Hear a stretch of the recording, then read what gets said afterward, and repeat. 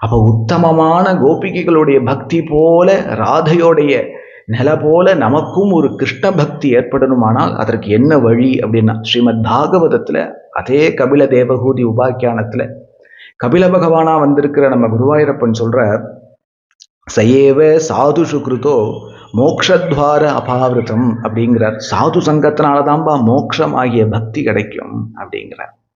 சொல்லிட்டு விட்டுடல, சாதுக்கள் யாருன்னு சாது லட்சணத்தை சொல்றார். காரணம், இந்த காலத்துல ஒரு 2-3 லாங்குவேஜ் தெரிஞ்சு அத்தியாச்சரியமாக பிரவச்சனம் பண்ண தெரிஞ்சுட்டாலே அவனை மகான்னு நினைக்கிறான். வேஷதாரியாக மாத்திரம் சந்நியாச வேஷம் போட்டுட்டா அவளை மகான்னு நினைக்கிறா. போகட்டும், தப்பு இல்லை.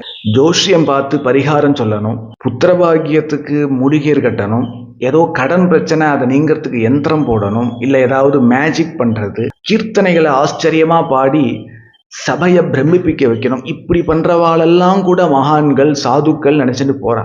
அப்போ யாரு சாதுக்கள் எப்படி தெரிஞ்சுக்கலாம்?